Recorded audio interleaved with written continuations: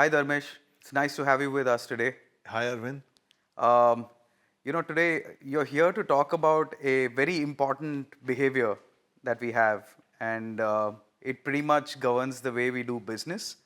And it is extremely crucial that everyone who is either customer facing or has anything to do with the customer needs to know very well, and that is about being conservative.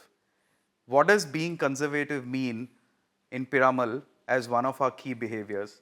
Being conservative, maybe it may just give a tenet that it's like a close-minded approach. But in our business, if you are conservative, you will be a long-term player. Uh, Obviously, we are in business of taking risk. We will take the right risks, but these are the risks which are and should be affordable. Thank you, Dharmesh. Can you say a little bit more about what do you mean when you say if we want to be a long-term player, then we need to be conservative?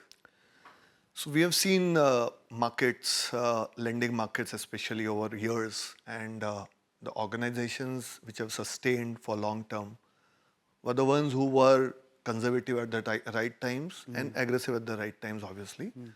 Uh, so from a business perspective, obviously growth is quite critical. Equally importance is a risk and profitability. If any of this triangle is over or under, it may give us a wrong results in a long term. A little while ago, you said, you know, we should be able to take the risk if we can afford it. Now, I found that quite intriguing, and I thought I must ask you, can you say a little bit more? So basically, affordability is the point that in case if things ought to go bad, whether we'll be able to sustain. Secondly, are we taking the risks which are known and can go beyond control, or they will change, but it will be within our thresholds. For example, if you go to Mr. X as a customer, he is a self-employed individual working somewhere, he has a shop or something. The moment you go there and you see, like a lot of data are standing outside asking for money, will you lend to that guy? Well, I don't know. I mean, I might want to ask a few questions to that person. Can you guide me at the customer's place? What are the kind of questions I should be asking? Say in a simple, the first question which like I'll ask to myself is that will I lend my own money to that person? But from a simple understanding perspective, what do I see? Two things. To be very simple, there are more, but in a simple way. One is intent, which we call niyat. Niyat is one of a critical, pillar of a lending business, and obviously, it's one of our thought that we focus a lot on niyat. The second thing which we will look at is the capability.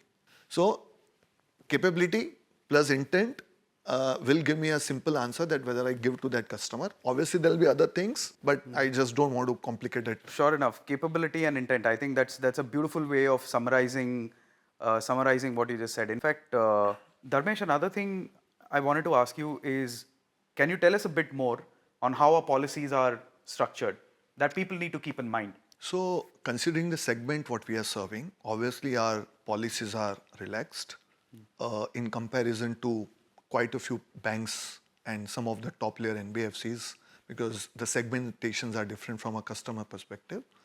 However, I'll just tell that we have kept it relaxed. We have trusted obviously the employees that when they are meeting the customer, we want to lend to the right customer. We don't want to miss out for policy perspective. But at the same time, we also expect the same back.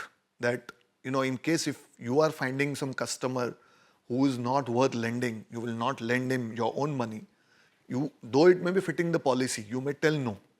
And where a case is probably going beyond policies, I think our credit teams and sales team, they discuss the case, they can discuss the case obviously, and they can do the case and go beyond the thresholds which are specified in the policy.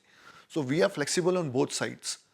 We want to give this flexibility obviously, but at the same time, we expect that people will use their prudence and judgment to do best from an organization perspective. In fact, this lends me to one more question. there are times where, business pressures are pretty heavy. Of course, during those times, one could potentially may err on the side of not taking the right decision. So, especially for trying times like these, where there will be a lot of pressure, what's that one piece of advice you would like to give? See, I mean, we are trustee of, you know, the organization's fund and money. In any situation, there'll be few people who will like what you do. There'll be few people who will not like what you do. It will never happen that, I can make everyone happy. But if I make, or rather I'm making everyone happy, I'm not doing my job rightfully. So I think from a simple implementation perspective, just get the case, put it in a system. System will take care whether the case has to be done or no. Whether it's a credit team, whether it's our processes. In case it is happening, well and good. Try your best. If it's not, don't burn your hearts. Get new cases. I think that will be a better use of your time and energy. In fact, I wanted to ask you if there is a one piece of advice you'd like to give to anyone new who is looking at our culture for the very first time. What is that piece of advice that you would like to extend?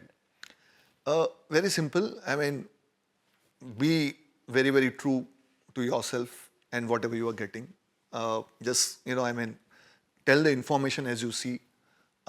Don't get into the, complexities of what will happen, because eventually, see, we are in a lending business.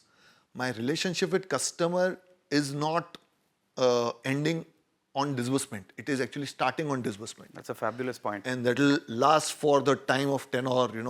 So don't think that this is just a one-time event. It's a long-term relation which we are making for the mutual benefit of the customer and the organization. And just take that into your consideration while you are taking any decision or you are getting into any arguments also. Thank you, Dharmesh. This was a very, very, very engaging chat, if I might add. Thank you so much. Thank you, Arvind. Thank you.